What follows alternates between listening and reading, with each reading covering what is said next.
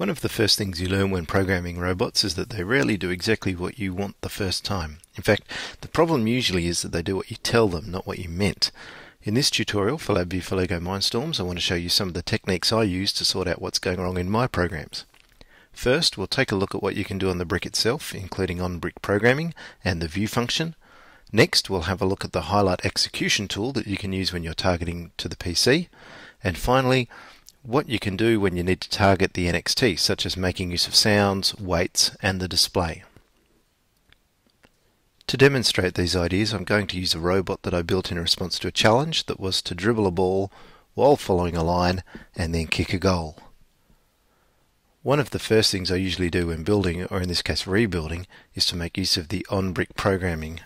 So to get to that, we go across to NXT program, and then I find this screen really useful for just reminding myself which sensor ports are which for the defaults. One of the limitations is that it doesn't allow you to test the A port motor, but you can still use this to test basic movements. The other thing that I will do is I'll make use of the view menu. So in this case I can go to view and reflected light and port 3, and I can just check what light values I'm getting on the black line and on the white. So let's have a look now at the program that I'm using with this robot. And you'll see we've already got a problem with this in that we can't download it straight away because there's some errors. So if we double click on this, we'll see our error list, and there's a problem with the case structure. And remember that you can just double click on this and it will take you straight to where the problem is. Now the problem here is case structure, selector values are not unique, and the problem is I've got a 40 in both. So if the ultrasound sensor is reading up to and including 40, we want to do one thing. If it's 40 or above, we do a different thing. But what if it's right on 40? Then LabVIEW doesn't know which option to take. So a better option here would be just to make one of these the default. So I'll make it so that the default is to follow the line while dribbling the ball. And the other option is if we're close enough to the goals, we're going to shoot the goal. Let's just have a look at this situation here, and we'll run this, and let's just have a look at what happens if we turn on the highlight execution.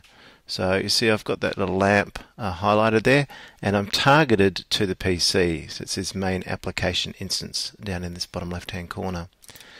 And I've disconnected the motor so it doesn't make a noise, and you'll see the ultrasound sensor reads 255, the light sensor reads 43, and then you can follow these numbers through and you can actually see what calculations are going on within your program. If I move this robot now, you'll see this time through the light sensor read 49, and we've got different values going into the motor ports.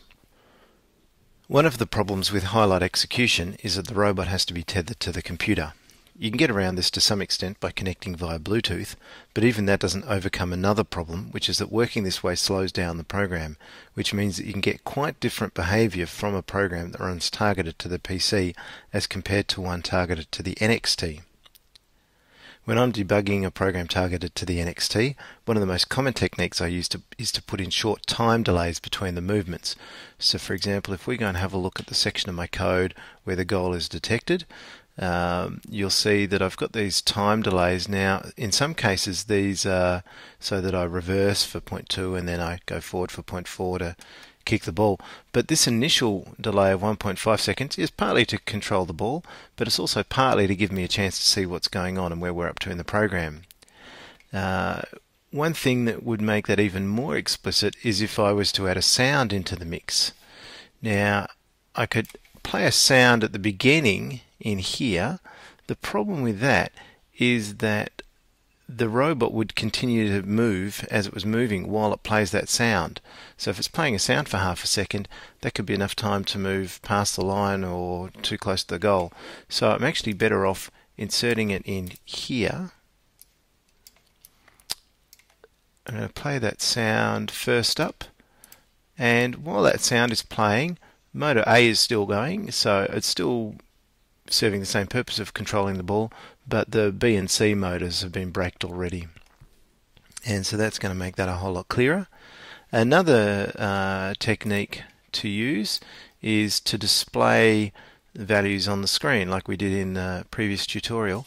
So I could use display here, and I might be interested in displaying two values, what's going on to motor port B and what's going into motor port C. And so I can do that for this, and obviously I'll need to create a constant here and set one of these to be on, say, line 1, and this one could display on line 2. And usually I add a bit of a description like we did in that previous tutorial so that you can see precisely what these values are meant to be. Now let's have a look at the program working.